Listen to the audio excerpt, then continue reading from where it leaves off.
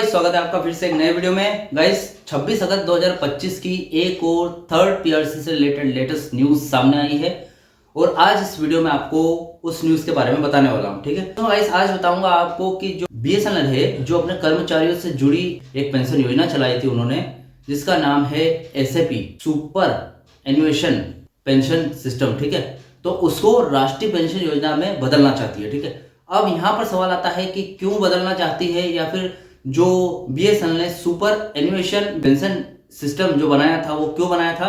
आज इस वीडियो में सारा कुछ डिटेल आपको बताने वाला हूँ, अपडेट के बारे में बताने वाला हूँ। चैनल पर नया हो तो सब्सक्राइब करें। मेरा नाम है सोनू विश्वकर्मा। जानकारी यूजफुल लगे तो एक लाइक करके जरूर जाना। चलिए गाइस, बढ़ाते हैं वीडियो को आगे।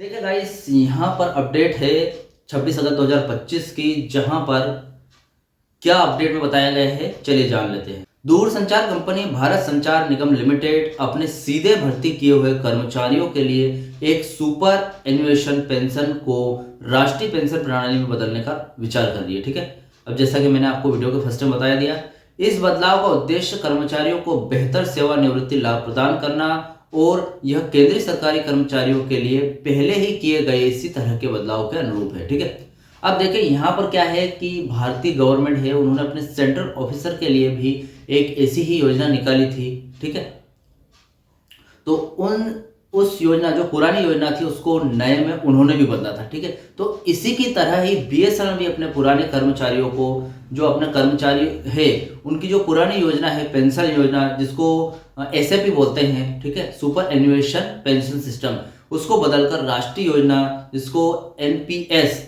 बोलते हैं, इसमें बदलना चाहती है। ठीक है, अब इसका कारण क्या है वो भी देख लेते हैं। अब सुपर एन्युएशन पेंशन क्या है ये देख लेते हैं। वर्तमान में बीएसएनएल के सीधे भर्ती किए गए कर्मचारियों को एसएपी योजना के तहत पेंशन लाभ मिलते हैं। ठीक है, अब जो वर्तमान में जो भी सीधे भर्ती किए हुए जो भी है, ठीक है, कर्मचारी, सीधे भर्ती का मतलब ये है कि जो कि परीक्षा पास करके नहीं आए हैं, बगैर परीक्षा से मतलब डायरेक्ट बीएसएनएल में भर्ती हुए हैं, उनको सीधे भर्ती वाले जो कर्मचारी बोलते हैं। ठीक है, अब जो ये एम्प्लॉयज सीधे भर्ती में आए हैं, उनको जो योजना मिलती है वो एसएपी कहलाती है। ठीक है, जो भी पेंशन के लाभ मिलते हैं वो एसएपी से मिलते हैं। ठीक है, अब जिसकी देखरेख लाइफ इंश्योरेंस कॉर्पोरेशन एलआईसी द्वारा की जाती है, इस योजना के तहत बीएसएनएल कर्मचारियों के लिए योगदान देता है। ठीक है, अब यहाँ पर जो भी इसकी देखरेख है, मतलब कि जो भी इसके पीछे बैकएंड में काम करती है वो एलआईसी कंपनी करती है। ठीक है, बीमा वगैरह होता है इस योजना का, तो वो एलआईसी करती है। एलआईसी को जो भी फंड वगैरह लगते हैं वो यहाँ पर बीएसएनएल देता है। अब राष्ट्रीय पेंशन योजना एनपीएस क्या होता है देख लीजिए। एनपीएस एक स्वैच्छिक परिभाषित योजना सेवानिवृत्ति योजना है। ठीक है, स्वेच्छा से, ठीक है, जिसे भारत सरकार द्वारा शुरू किया गया था। इसमें कर्मचारी और नियोक्ता दोनों योगदान करते हैं और यह फंड और पेशेवर प्रबंधकों द्वारा प्रबंधित किया जाता है। ठीक है, अब यहाँ पर जो फंड वगैरह है वो जो मैनेजमेंट के बड़े अधिकारी है उनके द्वारा दिया जाता है। ठीक है, और ये योजना स्वेच्छा से ली जाती है। ठीक है, और एनपीएस का मतलब ये है कि आप जो रिटायरमेंट के बाद स्वेच्छा से इस योजना का लाभ उठा सकते हैं। ठीक, अब देखिए कारण क्या है इस चीज का, ये जान लेते हैं। बीएसएनएल का प्रबंधन इस बदलाव को कर्मचारियों के लिए अधिक लाभप्रद मान रहा है।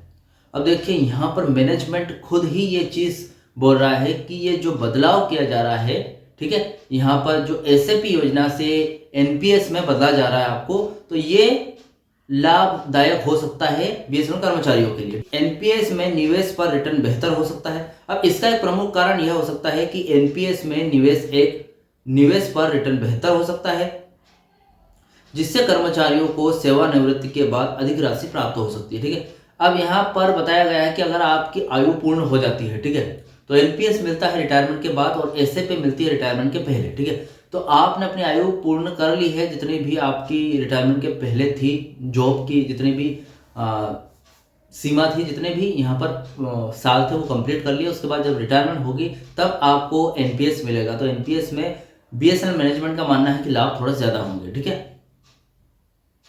अधिक राशि प्राप्त हो सकती है, ज्यादा से ज्यादा पैसे मिल सकते हैं आपको। यूनियन और कर्मचारियों के साथ बैठकें, अब बैठक में यहाँ पर कुछ मीटिंग्स की गई है। बीएसएनएल प्रबंधन ने इस बदलाव पर चर्चा करने के लिए कर्मचारी और यूनियनों को संघों के साथ बैठकें की है।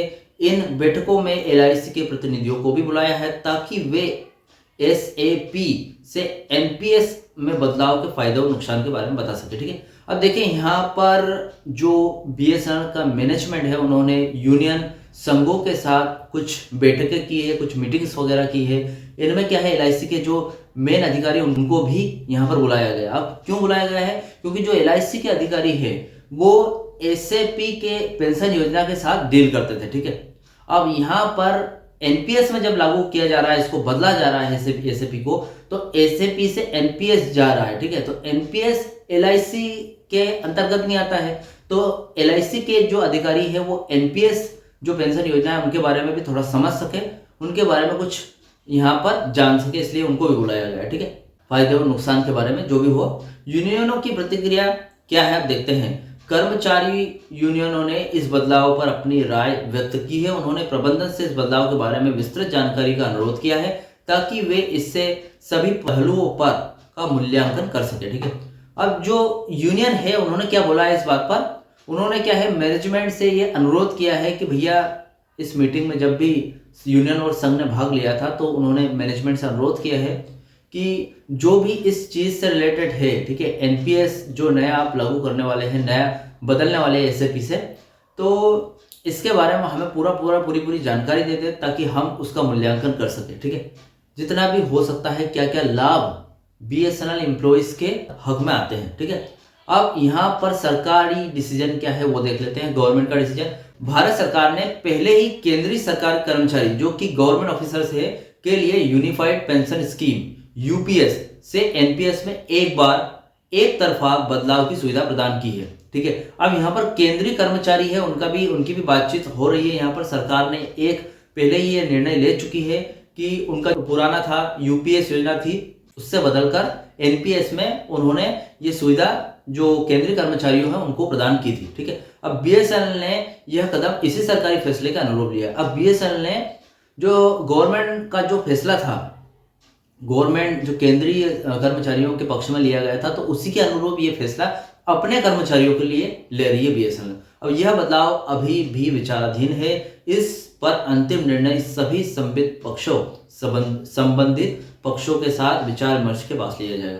अब देखिए यहाँ पर कोर्ट ने तो यहाँ पर फैसला दे दिया था और वो भी केंद्रीय कर्मचारी के पक्ष पर, लेकिन यहाँ पर बीएसएनएल ने कोई फैसला नहीं दिया है। तो जो भी है एक मीटिंग होगी उसके बाद ये फैसला आ जाएगा कि यहाँ पर एसएपी से एनपीएस में यहाँ पर इस चीज़ को बदलाव करना चाहिए या फिर नहीं, ठीक है। अब 26 अगस्त 2025 की इस अपडेट से रिलेटेड कोई डाउट क्वेश्चन वगैरह हो तो आप मुझे कमेंट बॉक्स में कमेंट कर सकते हैं। वीडियो अच्छा लगा तो वीडियो को लाइक कमेंट शेयर जरूर करें। मिलते हैं गाइस नेक्स्ट वीडियो में। सी यू सून।